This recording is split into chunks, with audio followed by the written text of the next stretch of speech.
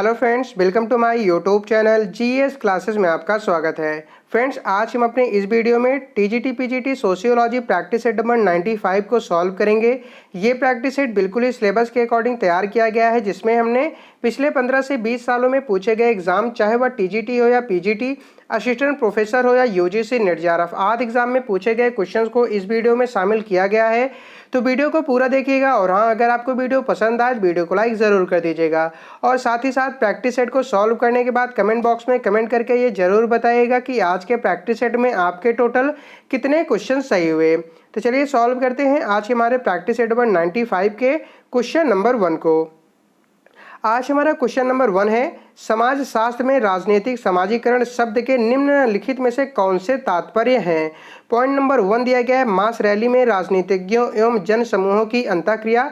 Point number 2 दिया गया है, जन संचार के माध्यम से राजनीतिक विषयों का प्रचार। और पॉइंट नंबर 3 दिया गया है, बच्चों में राजनीतिक मनोवृत्तियों का संचार करना।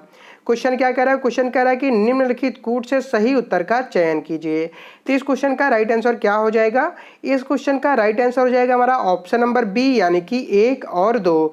मास रैली में राजनीतिज्ञों एवं जनसमूहों की अंतःक्रिया और जनसंचार के माध्यम से राजनीतिक विषयों का प्रचार करना। ठीक है, सामाजिकरण का प्रयोग उन प्रक्रियाओं के लिए किया जाता है जिनके द्वारा व्यक्ति को सामाजिक संस्कृति संसार से परिचित कराया जाता है। तो इस वजह से इस क्वेश्चन का राइट आंसर हो जाएगा हमारा ऑप्शन नंबर बी। आज हमारा सेकंड क्वेश्चन है, निम्नलिखित में बाजार अर्थव्यवस्था की प्रमुख विशेषताएं कौन सी हैं।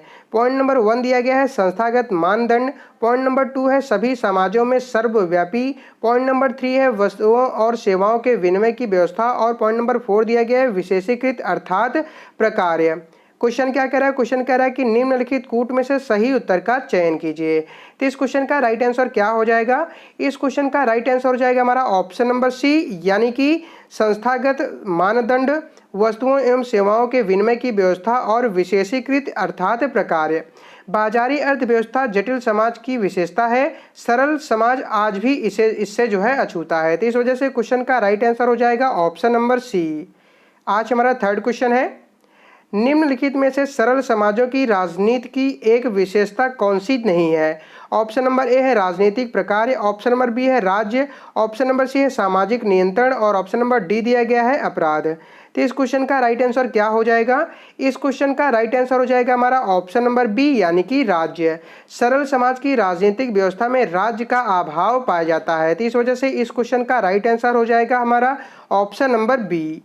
आज हमारा अगला प्रश्न है, सूची 1 को सूची 2 से सुमेलित कीजिए तथा सूचियों के नीचे दिए गए कूट का प्रयोग कर सही उत्तर का चुनाव कीजिए। तो यहाँ पे हमारा सूची नंबर 1 दिया गया है और ये हमारा सूची नंबर 2 है, हमें इनका आपस में मिलान करना है। तो आइए मिलान करते हैं। पहला है हमारा मैक्स वेबर। मैक्स वेबर का संबंध किससे है? तो मैक्स वेबर का संबंध है एक तार्किक प्रक्रिया के रूप में नौकरशाही, यानी कि मैक्स वेबर का संबंध एक तार्किक प्रक्रिया के रूप में नौकरशाही से है। दूसरे हैं A.W. गोल्डनर। A.W. गोल्डनर का संबंध किससे है? तो A.W. गोल्डनर का संबंध है नौकरशाह बनाने की डिग्री से। किससे? नौकरशाह बनाने की डिग्री से। और तीसरे हमारे J.H. गोल्डरथॉर्प। J.H. गोल्डरथॉर्प का संबंध किससे है? तो J.H. गोल्डरथॉर्प का संबंध है बुर्जुआपन से। और चौथे हैं पीटर ब्लाउ। पीटर ब्लाउ का संबंध किससे है? तो पीटर ब्लाउ का संबंध है नौकरशाही की अनौपचारिक संरचना से। किससे? नौकरशाही की अनौपचारिक संरचना से। इस क्वेश्चन का राइट आंसर क्या हो जाएगा हमारा? इस क्वेश्चन का राइट आंसर हो जाएगा हमारा ऑप्शन नंबर बी। एक बार फिर से देख लेते हैं। मैक्स वेबर का किससे हो जाएगा? तो मैक्स वेबर का हो जाएगा एक तार्किक प्रक्रिया के रूप में नौकरशाही से। दूसरे हैं A.W. गोल्डनर। A.W. गोल्डनर का किससे हो जाएगा? तो A.W. गोल्डनर का होगा नौकरशाह बनाने की डिग्री से। तीसरे हैं J.H. गोल्डरथॉर्प, इनका हो जाएगा जो है बुर्जुआपन से। और चौथे हैं पीटर ब्लाउ। पीटर ब्लाउ का हो जाएगा नौकरशाही की अनौपचारिक संरचना से। क्वेश्चन का राइट आंसर हो जाएगा हमारा ऑप्शन नंबर बी। आज हमारा अगला प्रश्न है, समाजशास्त्री चैनल में समाजवाद, पूंजीवाद तथा साम्यवाद जैसे शब्द हवाला देते हैं किस चीज का? ऑप्शन नंबर 1 दिया गया, ए दिया गया है आर्थिक व्यवस्था का। ऑप्शन नंबर बी है राजनीतिक व्यवस्था का। ऑप्शन नंबर सी है विश्वास प्रणाली का। और ऑप्शन नंबर डी दिया गया है आर्थिक, राजनीतिक तथा विश्वास प्रणालियों का। तो इस क्वेश्चन का राइट आंसर क्या हो जाएगा हमारा?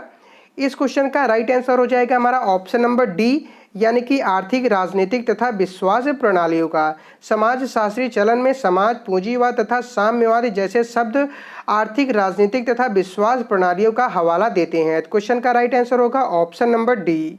आज हमारा अगला प्रश्न है, निम्नलिखित में से दबाव समूह के लिए कौन सा सही नहीं है। ऑप्शन नंबर ए है ये राजनीतिक समूह है, ऑप्शन नंबर बी है ये विशिष्ट हितों को बढ़ावा देते हैं, ऑप्शन नंबर सी है ये चुनाव लड़ते हैं, और ऑप्शन नंबर डी दिया गया है ये जटिल समाजों में पाए जाते हैं। तो इस क्वेश्चन का राइट आंसर क्या हो जाएगा? इस क्वेश्चन का राइट आंसर हो जाएगा हमारा ऑप्शन नंबर सी, यानी कि ये चुनाव लड़ते हैं। दबाव समूह के व्यक्ति स्वयं चुनाव न लड़कर चुनाव लड़वाने की तिकड़म के द्वारा सत्ता पर दबाव बनाए रखने का प्रयत्न करते हैं। तो इस वजह से इस क्वेश्चन का राइट आंसर हो जाएगा ऑप्शन नंबर सी। आज का हमारा अगला प्रश्न है, शक्ति का अंततः व्यक्तियों के एक छोटे समूह के हाथों में आ जाना प्रकार्यात्मक रूप से आवश्यक है, ऐसा सिद्धांत है। ऑप्शन नंबर ए है अल्पतंत्र का लौह नियम, ऑप्शन नंबर बी है अभिजन संचलन, ऑप्शन नंबर सी है फशिष्टवाद, और ऑप्शन नंबर डी दिया गया है संरचनाकरण सिद्धांत। तो इस क्वेश्चन का राइट आंसर क्या हो जाएगा? इस क्वेश्चन का राइट आंसर हो जाएगा हमारा ऑप्शन नंबर सी, यानी कि फशिष्टवाद। फसीदी व्यवस्था में शक्ति एक अथवा जो है कुछ ही व्यक्तियों में सीमित होती है। फसीदीवाद व्यवस्था में शक्ति एक अथवा कुछ ही व्यक्तियों में जो है सीमित होती है। तो इस वजह से क्वेश्चन का राइट आंसर हो जाएगा हमारा ऑप्शन नंबर सी। आज हमारा अगला प्रश्न है, निम्नलिखित कथनों पर विचार कीजिए। यहाँ पे दो कथन दिए गए हैं, पहले को कथन ए से और दूसरे को उसके कारण आर से दर्शाया गया है। कथन ए कह रहा है कि सामाजिक अस्थिरीकरण सामाजिक विभेदीकरण का एक स्वरूप है, और इसका कारण दिया गया है कि सामाजिक विभेदीकरण कुछ सामाजिक कसौटी के आधार पर एक प्रदत्त समाज में व्यक्तियों में प्रभेद करने का ढंग है। क्वेश्चन क्या कह रहा है? क्वेश्चन कह रहा है कि नीचे दिए गए कूट की सहायता से सही उत्तर का चयन कीजिए। तो इस क्वेश्चन का राइट आंसर क्या हो जाएगा? इस क्वेश्चन का राइट आंसर हो जाएगा हमारा ऑप्शन नंबर ए, यानी कि कथन ए और कारण आर दोनों सही हैं, और साथ ही साथ कारण आर कथन ए की सही स्पष्टीकरण कर रहा है। यानी कि आप ऐसा कह सकते हैं कि अस्थिरीकरण एवं विभेदीकरण दोनों ही समाज को विभिन्न समूहों में विभाजित करने की प्रक्रियाएं हैं। ये एक दूसरे की पूरक होते हुए भी परस्पर जो है भिन्नता लिए हुए हैं। अतः कथन ए और कारण आर दोनों सही हैं, और साथ ही साथ कारण आर कथन ए की सही स्पष्टीकरण कर रहा है। आज हमारा अगला प्रश्न है, सूची 1 को सूची 2 से सुमेलित कीजिए तथा सूचियों के नीचे दिए गए कूट की सहायता से सही उत्तर का चुनाव कीजिए। तो यहाँ पे हमारा सूची नंबर 1 दिया गया है और ये हमारा सूची नंबर 2 है। हमें इनका आपस में मिलान करना है, तो आइए मिलान करते हैं। सूची नंबर 1 में अवधारणा दिया गया है और सूची नंबर में उस अवधारणा का अर्थ दिया गया है, यानी कि कौन सी अवधारणा का क्या अर्थ होता है, इसी का हमें आपस में मिलान करना है। तो आइए मिलान करते हैं। पहला हमारा है उदग्र गतिशीलता। उदग्र गतिशीलता अवधारणा का अर्थ क्या होता है? तो उदग्र गतिशीलता अवधारणा का अर्थ होता है अपनी परिस्थिति में सुधार करती हुई एक जाति। क्या होता है? अपनी परिस्थिति में सुधार करती हुई एक जाति। दूसरा दिया गया है समस्तरीय गतिशीलता। समस्तरीय गतिशीलता अवधारणा का अर्थ क्या होता है? तो समस्तरीय गतिशीलता की अवधारणा का अर्थ होता है परिस्थिति में नहीं अपितु भूमिका में परिवर्तन। क्या होता है? परिस्थिति में नहीं अपितु भूमिका में परिवर्तन। तीसरा है अंतःपीढ़ी गतिशीलता। अंतःपीढ़ी गतिशीलता का अर्थ क्या होता है? तो इसका अर्थ होता है पुत्र की व्यावसायिक परिस्थिति पिता से भिन्न होती है। पुत्र की व्यावसायिक परिस्थिति पिता से जो है भिन्न होना। ठीक है। और चौथा दिया गया है अंतरपीढ़ी गतिशीलता। अंतरपीढ़ी गतिशीलता का अर्थ क्या होता है? अंतरपीढ़ी गतिशीलता का अर्थ होता है किसी व्यक्ति के दूसरे व्यवसाय का प्रथम व्यवसाय से भिन्न होना। ठीक है, एक बार फिर से देख लेते हैं। उदग्र गतिशीलता का अर्थ होता है अपनी परिस्थिति में सुधार करती हुई एक जाति। समस्तरीय गतिशीलता का अर्थ होता है परिस्थिति में नहीं अपितु भूमिका में परिवर्तन। अंतःपीढ़ी गतिशीलता का अर्थ होता है पुत्र की व्यावसायिक परिस्थिति पिता से भिन्न होना। और चौथा है अंतरपीढ़ी गतिशीलता। अंतरपीढ़ी गतिशीलता का अर्थ होता है किसी व्यक्ति के दूसरे व्यवसाय का प्रथम व्यवसाय से भिन्न होना। क्वेश्चन का राइट आंसर क्या हो जाएगा? तो इस क्वेश्चन का राइट आंसर हो जाएगा हमारा ऑप्शन नंबर डी। आज हमारा अगला प्रश्न है, सामाजिक स्तर की पहचान के लिए निम्नलिखित में से किसे प्रयुक्त नहीं किया जाता? ऑप्शन नंबर ए है व्यवसाय को, ऑप्शन नंबर बी है आय, ऑप्शन नंबर सी है वृद्धि, और ऑप्शन नंबर डी दिया गया है शिक्षा। तो इस क्वेश्चन का राइट आंसर क्या हो जाएगा? इस क्वेश्चन का राइट आंसर हो जाएगा हमारा ऑप्शन नंबर सी, यानी कि वृद्धि। वर्तमान में व्यक्ति की परिस्थिति एवं स्तर का निर्धारण उसकी शारीरिक एवं मानसिक कुशलता के आधार पर भी होने लगा है। तो इस वजह से इस क्वेश्चन का राइट आंसर हो जाएगा हमारा ऑप्शन नंबर सी। फ्रेंड्स उम्मीद करता हूं कि आपको वीडियो पसंद आ रहा होगा। अगर आपको वीडियो पसंद आ रहा हो तो प्लीज़ आप वीडियो को लाइक कर दें, और यदि आप इस वीडियो के पीडीएफ को डाउनलोड करना चाहते हैं तो आप हमारे टेलीग्राम चैनल को ज्वाइन कर सकते हैं। वहां से आप हमारे सभी प्रैक्टिस सेट के पीडीएफ को डाउनलोड कर सकते हैं। और फ्रेंड्स मैं आपको इससे एक इन्फॉर्मेशन शेयर कर दूं कि हमारे टेलीग्राम चैनल पर आप लोगों के लिए रेगुलर शाम को एक मॉक टेस्ट कंडक्ट करवाया जाता है, जिसे यदि आप जो है हमारे टेलीग्राम चैनल को ज्वाइन कर लेते हैं तो आप भी निःशुल्क में एक मॉक टेस्ट रेगुलर जो है दे पाएंगे। फ्रेंड्स कल जो है हमारे टेलीग्राम चैनल पर फुल लेंथ मॉक टेस्ट यानी कि टोटल 125 क्वेश्चन का एक मॉक टेस्ट यानी कि full length mock test 01 conduct करवाया गया था, जिसमें से टॉप 5 जो मेंबर हैं उनके नाम है उनके नाम है, फर्स्ट रैंक है मनु का, सेकेंड रैंक था वैशाली का, थर्ड रैंक पे आई थी अनुपम, फोर्थ रैंक पे से कुलदीपक सर, और 5वें नंबर पे थी संगीता और कल्पना, यानी कि संगीता और कल्पना मैम का जो नंबर था वो सेम था। और फर्स्ट नंबर पे मनु, दूसरे नंबर पे वैशाली, थर्ड नंबर पे अनुपम, चौथे नंबर पे कुलदीपक सर और 5वें नंबर पे संगीता और कल्पना, यानी कि ये फुल लेंथ मॉक टेस्ट 01 के टॉप 6 मेंबर थे। ठीक है, तो आप लोग भी मॉक टेस्ट में जरूर पार्टिसिपेट करिए, जिससे आपको एग्जाम में काफ़ी हेल्प मिलेगी। टेलीग्राम चैनल का लिंक वीडियो के डिस्क्रिप्शन बॉक्स में प्रोवाइड करवा दिया गया है, तो आप लोग वहां से जो है हमारे टेलीग्राम चैनल को ज्वाइन कर सकते हैं और आप लोग भी रेगुलर जो है शाम को एक मॉक टेस्ट दे पाएंगे। तो चलिए सॉल्व करते हैं आज हमारे नेक्स्ट क्वेश्चन को। आज हमारा नेक्स्ट क्वेश्चन है, सामाजिक स्थिरीकरण की अवधारणा की परिभाषा निम्नलिखित में से कौन सा सही रूप से करता है। ऑप्शन नंबर ए दिया गया है, भौतिक अथवा प्रतीकात्मक पुरस्कारों तथा पहुंच के संदर्भ में समूहों के मध्य संरचनिक समानताएं। ऑप्शन नंबर बी दिया गया है, विभिन्न निर्जात समूहों के मध्य संस्कृत असमताएं। ऑप्शन नंबर सी दिया गया है, बुद्ध के संदर्भ में व्यक्तियों के मध्य से असमताएं। और ऑप्शन नंबर डी दिया गया है, सापेक्ष वंचन की जागरूकता। तो इस क्वेश्चन का राइट आंसर क्या हो जाएगा हमारा? तो इस क्वेश्चन का राइट आंसर क्या हो जाएगा हमारा? इस क्वेश्चन का राइट आंसर हो जाएगा हमारा ऑप्शन नंबर ए, यानी कि भौतिक अथवा प्रतीकात्मक पुरस्कारों तक पहुंचने के संदर्भ में समूहों के मध्य संरचित समानताएं। सामाजिक स्थिरीकरण द्वारा समाज में विभिन्न उच्च एवं निम्न समूहों में विभाजित एवं व्यवस्थित होता है तथा ये समूह परस्पर एक दूसरे से जुड़े होते हैं और सामाजिक एकता को बनाए रखते हुए समाज में स्थिरता कायम रखते हैं। इस वजह से क्वेश्चन का राइट आंसर हो जाएगा हमारा ऑप्शन नंबर ए। आज हमारा अगला प्रश्न है, निम्नलिखित में से कौन सा कथन जाति व्यवस्था में सामाजिक गतिशीलता के सबसे अच्छे ढंग से परिभाषित करता है। ऑप्शन नंबर ए दिया गया है, जाति व्यवस्था में गतिशीलता। ऑप्शन नंबर बी है, धन संग्रह करके प्रतिष्ठा संभव नहीं है परंतु इसके प्राप्त के पश्चात एक व्यक्ति के लिए याद परिवर्तन करना संभव है। ऑप्शन नंबर सी है, जाति समूहों के लिए जाति पदोसोपान क्रम में उदग्र गतिशीलता संभव है। और ऑप्शन नंबर डी दिया गया है, स्त्रियां सदैव उत्पीड़ित समूह में रहेंगी। तो इस क्वेश्चन का राइट आंसर क्या हो जाएगा हमारा? इस क्वेश्चन का राइट आंसर हो जाएगा हमारा ऑप्शन नंबर ए, यानी कि जाति व्यवस्था में गतिशीलता। यदि कोई व्यक्ति अपनी जातीय परिस्थिति बदलकर उच्चता या निम्न परिस्थिति ग्रहण कर लेती है तो वह सामाजिक गतिशीलता कहलाती है। तो क्वेश्चन का राइट आंसर हो जाएगा हमारा ऑप्शन नंबर ए। आज हमारा अगला प्रश्न है, जाति एक विस्तृत स्वजन समूह है, इस विचार के प्रवर्तक थे। ऑप्शन नंबर ए दिया गया है, Irawati Karve. Option number B है, G S. Ghurye. Option number C है, एच. रिजले। और ऑप्शन नंबर डी दिया गया है, जे.एच. हट्टन। तो इस क्वेश्चन का राइट आंसर क्या हो जाएगा? इस क्वेश्चन का राइट आंसर हो जाएगा हमारा ऑप्शन नंबर ए, यानी कि इरावती कर्वे। कर्वे जाति को मूलतः एक अंतर्विवाही समूह मानती हैं और कहती हैं कि जाति वस्तुतः एक विस्तृत नातेदारी समूह है। तो क्वेश्चन का राइट आंसर हो जाएगा ऑप्शन नंबर ए। आज हमारा अगला प्रश्न है, प्रबल जात के बारे में निम्नलिखित कथनों में से कौन सा सत्य है। पहला दिया गया है हमारा, एम.एन. श्रीनिवास ने मैसूर के गांव के अपने अध्ययन में एक प्रबल जात की अवधारणा का प्रथम बार उल्लेख किया। पॉइंट नंबर 2 दिया गया है, भूमि का स्वामित्व, संख्या की अधिकता तथा राजनीतिक पैबंद जात की एक समुदाय में प्रभुता स्थापित करने में मदद करते हैं। पॉइंट नंबर 3 दिया गया है, प्रबल जाति एक क्षेत्र विशेष में सदैव एक उच्च अनुष्ठानिक परिस्थिति प्राप्त करती हैं। और ऑप्शन नंबर डी और पॉइंट नंबर 4 दिया गया है, प्रबल जाति एक क्षेत्र की अन्य निम्न जातियों के लिए सदैव एक संदर्भ समूह के रूप में हो सकती हैं। क्वेश्चन क्या कह रहा है? क्वेश्चन कह रहा है कि निम्नलिखित कूट में से सही उत्तर का चुनाव कीजिए। तो इस क्वेश्चन का राइट आंसर क्या हो जाएगा? इस क्वेश्चन का राइट आंसर हो जाएगा हमारा ऑप्शन नंबर बी, यानी कि आप ऐसा कह सकते हैं कि प्रबल जात के बारे में जो कथन 1, कथन 2 और कथन 3 यानी कि कथन 1, 2 तथा 3 जो है सही है।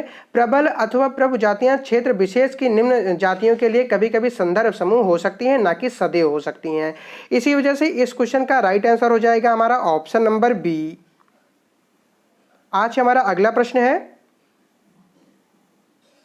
निम्नलिखित कथनों पर विचार कीजिए। यहाँ पे दो कथन दिए गए हैं, पहले को कथन ए से और दूसरे को उसके कारण आर से दर्शाया गया है।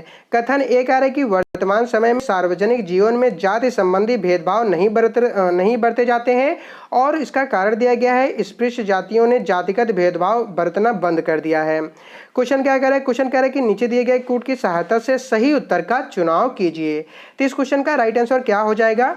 इस क्वेश्चन का राइट आंसर हो जाएगा हमारा ऑप्शन नंबर सी, यानी कि कथन ए सही है, परंतु इसका जो कारण आर दिया गया है यह हमारा गलत है। ठीक है, यानी कि संवैधानिक एवं विधिक उपबंधों के कारण व अन्य सामाजिक राजनीतिक परिवर्तनों की वजह से सार्वजनिक जीवन में अस्पृश्यता लुप्त प्राय आवश्यक होती जा रही है, किंतु व्यक्तिगत स्तर पर आज भी जातिगत भेदभाव दृष्टिगोचर होता है। अतः कथन ए सही है, परंतु इसका जो कारण आर दिया गया है यह गलत है। क्वेश्चन का राइट आंसर क्या हो जाएगा? क्वेश्चन का राइट आंसर होगा ऑप्शन नंबर सी। आज हमारा अगला प्रश्न है, निम्नलिखित में से एक जात की विशेषताएं कौन सी हैं? पहला दिया गया है अंतर्विवाही, दूसरा दिया गया है बहिर्विवाही, तीसरा दिया गया है अनुष्ठानिक परिस्थिति और चौथा दिया गया है संस्कृति। क्वेश्चन क्या कह रहा है? क्वेश्चन कह रहा है कि निम्नलिखित कूट से सही उत्तर का चयन कीजिए। तो इस क्वेश्चन का राइट आंसर क्या हो जाएगा? इस क्वेश्चन का राइट आंसर हो जाएगा हमारा ऑप्शन नंबर बी, यानी कि अंतर्विवाही, बहिर्विवाही और यानी कि हमारा हो जाएगा अंतर्विवाही, अनुष्ठानिक परिस्थिति और संस्कृति। ठीक है, वेस्टरमार्क ने जाति अंतर्विवाह को जात का सारतत्व माना है। ठीक है, तो इस वजह से इस क्वेश्चन का राइट आंसर क्या हो जाएगा? तो इस क्वेश्चन का राइट आंसर हो जाएगा हमारा ऑप्शन नंबर बी। आज हमारा अगला प्रश्न है, मैक्स वेबर के अनुसार ऑप्शन नंबर ए दिए गए ऐतिहासिक दृश्य से सभी समाज वर्ग के आधार पर विभाजित हैं। ऑप्शन नंबर बी है ऐतिहासिक दृश्य से मात्र पश्चिमी समाज वर्ग के आधार पर विभाजित है। ऑप्शन नंबर सी है ऐतिहासिक दृश्य से मात्र कृषक समाज वर्ग के आधार पर विभाजित है, और ऑप्शन नंबर डी दिया गया है इनमें से कोई नहीं। तो इस क्वेश्चन का राइट आंसर क्या हो जाएगा हमारा? इस क्वेश्चन का राइट आंसर हो जाएगा हमारा ऑप्शन नंबर ए, यानी कि ऐतिहासिक दृश्य सभी समाज वर्ग के आधार पर विभाजित हैं। मैक्स वेबर के अनुसार ऐतिहासिक दृश्य सभी समाज वर्ग के आधार पर विभाजित हैं। वेबर के अनुसार हम एक समूह को तब तक वर्ग करते हैं जब तक उस समूह के लोगों को जीवन के कुछ अवसर समान रूप से प्राप्त हों। तो इस वजह से इस क्वेश्चन का राइट आंसर हो जाएगा हमारा ऑप्शन नंबर ए। आज हमारा अगला प्रश्न है, संपदा प्रणाली एक लक्षण है। ऑप्शन नंबर ए है औद्योगिकीकरण के बाद के यूरोपीय समाज का, ऑप्शन नंबर बी है सामंती यूरोप का, ऑप्शन नंबर सी है भारतीय समाज का, और ऑप्शन नंबर डी दिया गया है प्राचीन मिस्र के समाज का। तो इस क्वेश्चन का राइट आंसर क्या हो जाएगा? इस क्वेश्चन का राइट आंसर हो जाएगा हमारा ऑप्शन नंबर बी, यानी कि संपदा प्रणाली सामंती यूरोप का लक्षण है। तो क्वेश्चन का राइट आंसर हो जाएगा ऑप्शन नंबर बी। आज हमारा अगला प्रश्न है, निम्नलिखित कथनों पर विचार कीजिए। यहाँ पे दो कथन दिए गए हैं, पहले को कथन ए से और दूसरे को उसके कारण आर से दर्शाया गया है। कथन ए कह रहा है कि ग्रामीण भारत में भूमि सुधार लागू होने के फलस्वरूप जातिगत प्राधान्य में परिवर्तन संभव हुआ है, और इसका कारण दिया गया है कि भारत में भूमि सुधारों के लागू होने के फलस्वरूप जमींदारी प्रथा का उन्मूलन कर दिया गया। क्वेश्चन क्या कह रहा है? क्वेश्चन कह रहा है कि नीचे दिए गए कूट की सहायता से सही उत्तर का चुनाव कीजिए। तो इस क्वेश्चन का राइट आंसर क्या हो जाएगा? इस क्वेश्चन का राइट आंसर हो जाएगा हमारा ऑप्शन नंबर ए, यानी कि कथन ए और कारण आर दोनों सही हैं, और साथ ही साथ कारण आर कथन ए की सही स्पष्टीकरण कर रहा है। यानी कि आप ऐसा कह सकते हैं कि ग्रामीण भारत में भूमि सुधार लागू होने के फलस्वरूप जातिगत प्राधान्य में परिवर्तन संभव हुआ है, और भारत में भूमि सुधारों को लागू होने के फलस्वरूप जमींदारी प्रथा का उन्मूलन कर दिया गया है। अतः कथन ए और कारण आर दोनों सही हैं, और साथ ही साथ कारण आर कथन ए की सही स्पष्टीकरण कर रहा है। आज का हमारा अगला प्रश्न है, छिटपुट ग्रामीण बस्तियां आमतौर पर पाई जाती हैं। ऑप्शन नंबर ए है आंध्र प्रदेश में, ऑप्शन नंबर बी है कर्नाटक में, ऑप्शन नंबर सी है केरल में, और ऑप्शन नंबर डी दिया गया है तमिलनाडु में। तो इस क्वेश्चन का राइट आंसर क्या हो जाएगा? इस क्वेश्चन का राइट आंसर हो जाएगा हमारा ऑप्शन नंबर सी, यानी कि केरल में। छिटपुट ग्रामीण बस्तियां आमतौर पर सबसे छोटी आबादी वाली ग्रामों को खेड़ा और हिमलेट कहते हैं। तो इस वजह से इस क्वेश्चन का राइट आंसर हो जाएगा हमारा ऑप्शन नंबर सी, यानी कि छिटपुट ग्रामीण बस्तियां आमतौर पर केरल में पाई जाती हैं। आज हमारा अगला प्रश्न है, बढ़ती हुई विभिन्नता एवं बढ़ते हुए समाजों के आकार को सामाजिक परिवर्तन का लक्षण किसने माना है? ऑप्शन नंबर ए दिया गया L T Hobhouse, option number B है Karl Marx, option number C Herbert Spencer और ऑप्शन नंबर डी दिया गया है पीएम सोरोकिन।